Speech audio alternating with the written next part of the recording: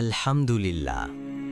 আজ আমরা মানব জাতির জন্য আল্লাহর বিশেষ দোয়ার নবী ও ওয়ালি আব্দুল কাদির জিলানী রহমতের জীবনী ও তাওহীদি যাত্রা নিয়ে আলোচনা করব। তিনি ছিলেন এক মহান ইসলামী দরবেশ ও আলেম, যিনি মানুষকে আল্লাহর নিকটবর্তী করার পথ দেখিয়েছেন। আব্দুল কাদের জিলানী রহমতুল্লাহ জন্মগ্রহণ করেন 1077 খ্রিস্টাব্দে গিলান প্রদেশে, যা বর্তমানে ইরানের অন্তর্ভুক্ত। তার বাবা ছিলেন একজন ধার্মিক ও আলেম, যিনি শিশুকাল থেকেই তাকে ইসলামের শিক্ষায় শিক্ষিত করেন। শৈশব থেকেই জিলানী রহমতুল্লাহ ছিলেন নৈতিক গুণাবলীতে পরিপূর্ণ। তাহার সৎকর্ম ও ইবাদত তাকে বিশেষ আলোকিত করেছিল। তিনি ধর্মীয় শিক্ষার জন্য বাগদাদে গমন করেন। সেখানে তিনি বিভিন্ন হাদিস, ফিকহ ও তাফসিরের আলেমদের কাছে শিক্ষা গ্রহণ করেন। জিলানী রহমাতুল্লাহ একজন মূর্তিপূজ্য ও কঠোর তাকওয়া বিশিষ্ট সাফি ও সুফি ছিলেন। তিনি নিজেকে আল্লাহর পথে নিয়োজিত করলেন, রাতের প্রার্থনা, রোজা ও ধ্যানের মাধ্যমে।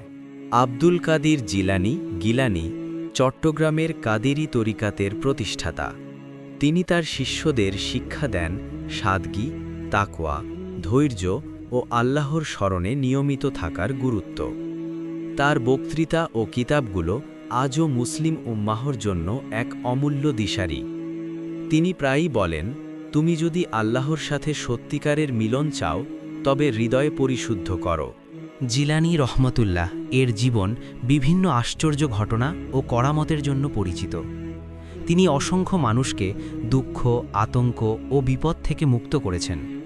তার নাম উচ্চারণ করলেই মানুষ তার বরকতের অংশ পেত।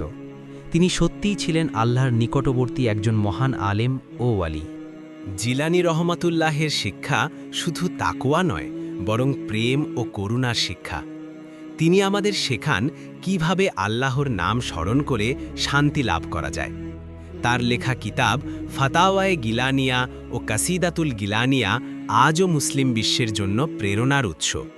তিনি বলতেন, হৃদয় যদি আল্লাহর ভালোবাসায় পূর্ণ হয়, তবে শয়তানও কাছে আসতে পারে না। আব্দুল কাদির জিলানী রহমতুল্লাহ আলাইহির তরিকাত আজও বিশ্বের বহু মুসলিমদের মধ্যে বিস্তৃত। তার অনুসারীরা শুধু ধার্মিকতা নয়, বরং মানবিকতা ও সামাজিক দায়িত্বের শিক্ষাও গ্রহণ করেন। জিলানী রহমতুল্লাহ আলাইহে প্রমাণ করেছেন যে আল্লাহর নিকটবর্তী হতে হলে অন্তরে কৃপা, করুণা ও সৎকর্ম থাকতে হবে।